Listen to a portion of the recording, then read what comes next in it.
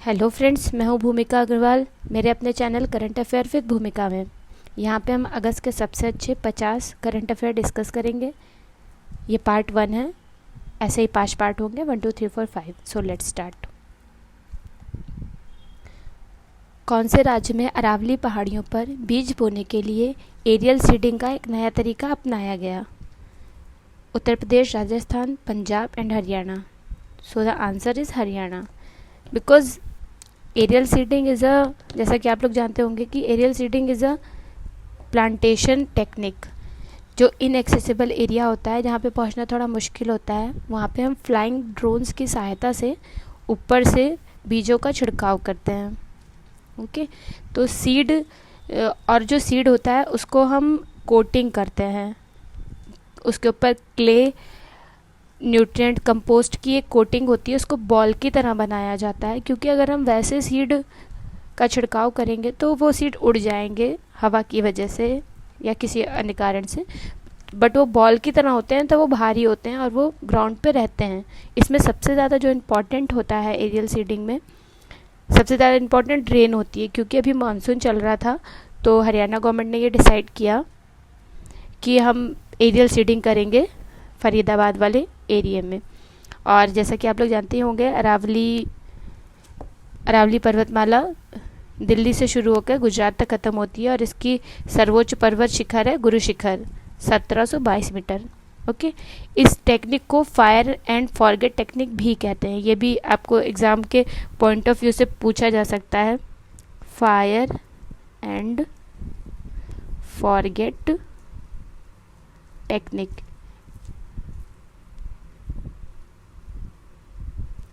कि आपने डाल दिया और उसके बाद आप भूल गए, ठीक है, वो फिर अपने आप प्लांटेशन प्रॉपर, उसको मानसून में अगर पानी मिला और टाइमिंग अच्छी हुई तो ये अपने आप ग्रो होता है और ग्रीनरी बढ़ती है। ओके फ्रेंड्स, सो नेक्स्ट,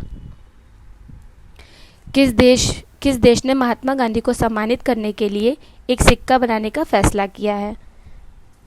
तो the answer is United kingdom, UK. इन्होंने यूके की गवर्नमेंट ने ये फैसला किया है कि वो महात्मा गांधी जी पे एक सिक्का बनाएंगे, क्योंकि अश्वेत, एशियाई और अन्य गैर ईसाई लोगों को सम्मान दिया जा सके। यहाँ की राजधानी लंदन है और प्रधानमंत्री Boris Johnson. Okay okay, the next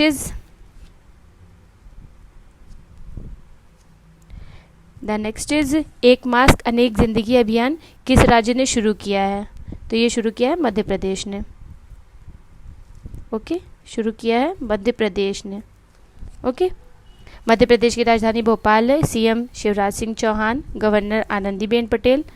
मध्य प्रदेश खनिज संसाधनों से समृद्धता की वजह से भी जाना जाता है। यहाँ पे हीरे और तांबे के सबसे बड़े भंडार हैं, हीरे एंड तांबे के सबसे बड़े भंडार हैं मध्य प्रदेश में, याद रखिएगा। और यहाँ पे पर्यटन के लिए खजुराहो, सांची का स्तूप, ग्वालियर का किला, ये सारी चीज़ें बहुत फेमस हैं। Okay okay, next, the next is HDFC bank के अगले प्रबंध निदेशक और मुख्य कार्यकारी अधिकारी कौन होंगे? तो इसके मुख्य कार्यकारी अधिकारी सीईओ शशिधर जगदीशन होंगे। ओके, ये याद रखिएगा, बहुत इम्पॉर्टेंट है। मोहम्मद इरफान अली किससे देश के नए राष्ट्रपति बनाए गए? मोहम्मद इरफान अली किस देश के नए राष्ट्रपति बनाए गए हैं? तो ये गुआना के बनाए गए हैं नए राष्ट्रपति। गुआना कहाँ है? साउथ अमेरिका का एक देश है गुआना। आधिकारिक नाम है इसका कोऑपरेटिव रिपब्लिक ऑफ गुआना। राजधानी है जॉर्ज टाउन, ठीक है, याद रखिएगा, George town. Okay, George town. Okay okay, next, Bharat का पहला लेपर्ड संरक्षण केंद्र भविष्य में किस देश में खोला जाएगा? लेपर्ड संरक्षण केंद्र, हिम तेंदुआ संरक्षण केंद्र। अभी तक जैसा कि हम जानते हैं भारत में 586 हिम तेंदुए हैं और नीदरलैंड की सहायता से ये खोला जा रहा है। 5.5 करोड़ लगभग इसकी लागत होगी। 5.5 करोड़ इस संरक्षण केंद्र की लागत होगी। सीएम है यहाँ के त्रिवेंद्र सिंह रावत। और यहाँ पे भगवान विश्वनाथ जी का मंदिर बहुत प्रसिद्ध है, विश्वनाथ जी का। ओके, ये खोला जा रहा है उत्तरकाशी में। Okay, the next is Rajasthan सरकार द्वारा शुरू की जाने वाली इंदिरा रसोई योजना के तहत ज़रूरतमंद और गरीबों को कितने रुपए प्लेट में स्वस्थ व पौष्टिक भोजन दिया जाएगा। यहाँ के सीएम है अशोक गहलोत और इन्होंने ये निश्चय किया है कि जो लोग 2 टाइम का खाना भी सही से नहीं खा पाते हैं उनको कम से कम रुपए में कम से कम एक स्वास्थ्यवर्धक एक भोजन उपलब्ध कराया जाए। तो ये 8 रुपये प्रति प्लेट में उपलब्ध कराया जाएगा राजस्थान के गरीब वर्ग को। ओके, 100 करोड़ रुपए खर्च करने की इनकी ये योजना है। इसमें गरीबों को 8 रुपये प्रति प्लेट के हिसाब से खाना खिलाया जाएगा। ओके, 15वें वित्त आयोग द्वारा गठित कृषि निर्यात पर उच्च स्तरीय विशेषज्ञ समूह के अध्यक्ष कौन हैं। HLEG high level group on agriculture exports, इसके अध्यक्ष कौन बनाए गए हैं? संजीव पुरी जी को बनाया गया है। ओके, वित्त आयोग, जैसा कि आप लोग जानते हैं, वित्त आयोग संजीव पुरी जी को बनाया गया है।